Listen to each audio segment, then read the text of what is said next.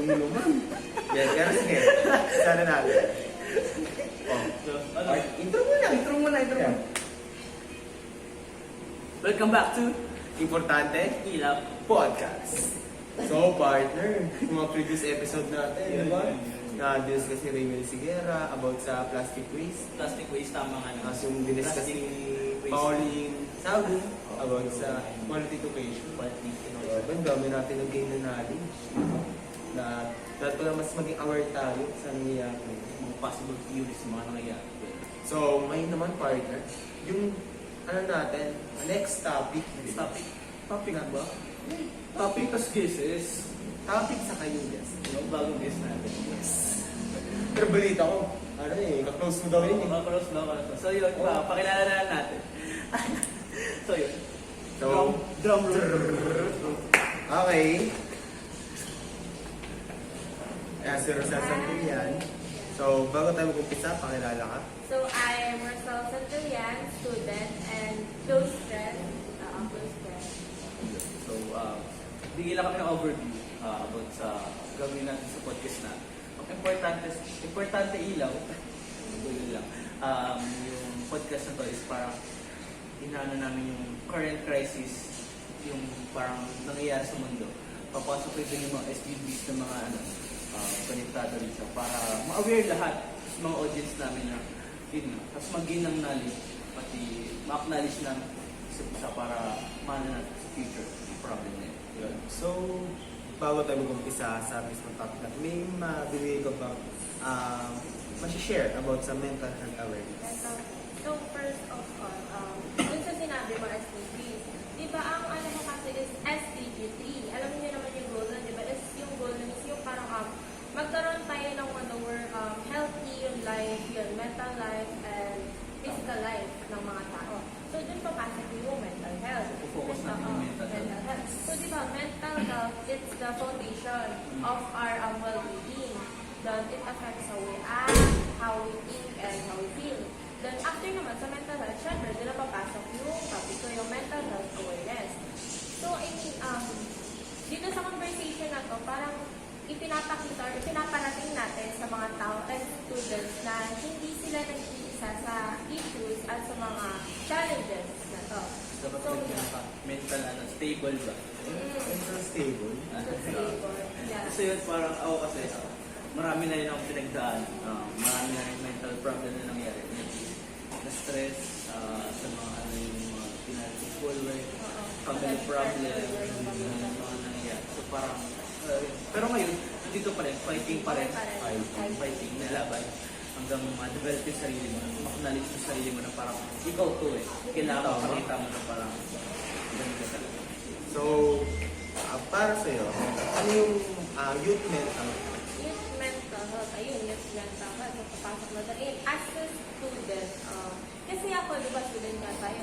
So, nakita at na-experience ko na rin kung paano ma-stress yung mga students, magkaroon sila ng anxiety and other mental health conditions. So, ayun. So, crucial na topic talaga siya. Kaya, yun yung gusto kong maging conversation natin ngayon. Kasi crucial talaga siya. Mostly kasi sa mga students, partner eh, parang masyado lang pinipressure sa sarili nila about sa Academic. Parang nakatuon talaga focus ka. Oo. Ang pinagtutuunan ng pansin, yun, parang yan ang parents na mismo. Oo. Tapos, hindi ko alam, pero parang naka-mindset na sila sa kanila na dapat lagi ka na as honor. Tapos pag may mababa, lagi, alam mo yun, yung parang disappointed ka sa sarili. Saka parang ano kasi, masyado nilang tinaas yung standard nila for ACADS. Yun, diba? Na-connect siya sa ano, dito. Last previous ano na. Sa quality education. Quality education. Parang about education, something na rin siya. So, another, ano pa, parang may theory ata na parang, ano rin, about mental health, right? Para, dagal ko ba, parang, yung, hindi ko sure, pero sa marijuana ata, hindi ko sure, yung parang na-feel mo ata na parang wala, nakatanggal na stress. Ayun, isingin sa mga topic natin ngayon. Yung mga coping mechanism nila. Tapos ang another din daw is, naman ko kung totoo ba yun, pero para, pampatanggal daw ng stress is, parang, hindi ko sure, pero Tawag dito, ano yan? Ano yun? Parang, manong topic siya, parang 18 plus ba? Yung Ano yun, parang pwede ba? masturbate Parang may ata. dito, Basta yun, ano sabihin? more on, pag nag-masturbate ka daw, ewan ko, So daw parang natatanggal yung stress mo. parang ano, nare-release mo yung stress. Oo, So, yun. depende naman kasi yan sa tao. Sa tao. Tapos, ano pa ba? Yung another new rip pa ata. About sa mental health. Paano ba makakonect yun? Yung, dito, yung pag susalo mo pagkain. Parang gusto mo lang maging addict. Like, Isolation. Apart din siya ng coping mechanism. Ayan, total. Nasabi mo na naman. Doon tayo sa coping mechanism ng mga tao. May dalawa kasi siya. Adaptive, tapos maladaptive. Yung adaptive coping mechanism, parang siyang passive. Like, halimbawa, nag-seek ka ng tulong. Ayun. Or di kaya naman like, naghahanap ka ng mga another hobbies na positive siya na makakatulong sa'yo papatanggal yung mga stress mo. Well, maladaptive. Ayun. Tapos mag-exercise something. Ganun. Parang inaano mo yung mindset mo sa iba para parang distraction about sa parang mismong ganun. mo. Parang inaano mo stress, di ba? Parang ganun. So yung pala yung nahanap mo sa good part. Tapos Coping mechanism. doon naman Ganun tayo ba sa yan? Oo. Doon naman tayo dun sa maladaptive. Ayun yung negative siya. Ayun, yung kaya yung sinabi mo. Yung halimbawa, nagamit sila ng mga drugs or nag-iinom para, ayun nga, kasi sobrang, sobrang i-stress na sila. So, sa tingin nila, ayun yung magandang panglaban doon na ulo, ng parang ganun yung way nila. Then, ano pa ba yun? Ayun din, isolation. Sige, sa mga way nila. Tapos, self-harm. Like, inaano nila yung sarili nila. Halimbawa, nagkamali sila, halimbawa sa education, something na gano'n, sa school. So, parang feeling nila, ang tawag dito? Parang may mali sa kanila. Oo, then tapos, in a way, sinasaktan nila yung sarili nila. Last. Yung gano'n, oo, maraming gano'n na student. So, yun. Another, rin dun. Yung, kailangan talaga natin ng yung way ng parents. Para kung yung tamang path. Kasi, nahihirapan tayo, lalo, tama, kung yung decision making natin. Kasi mostly yung pinaka-close talaga. Kasi pinaka-close sa atin is, malapit talaga is parents. Minsan sila lang talaga yung mga katulong. Pero mostly kasi sa mga students, kaya hindi masyado nag-open up. Takot sila mag-open up. Oo. Kasi mostly iisip ko sila baka i-judge sila, gano'n. Kaya So parang mas pinipili nila mapag-isa. yung iba naman is friends. Pag pumunta ka naman sa friends, parang maano kasi kunyari, wala lang yan, kunyari i-break mo lang yan. Parang papupunta ka sa atin, parang wrong path ko. Pero depende kasi sa kaibigan sa samahan niya. Wala pa talaga yun. If may sila good influence and bad influence.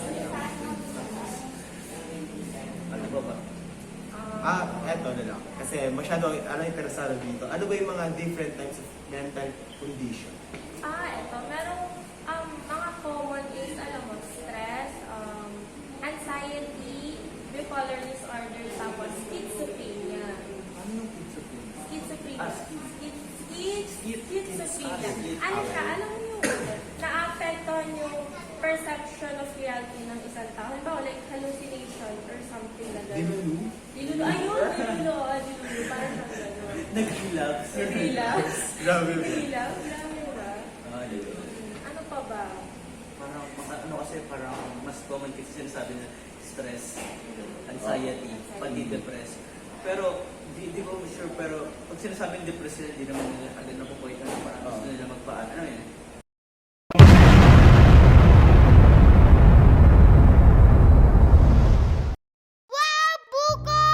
Bagong biyak na buko, ang sarap nito. Nesfruit na buko, why not?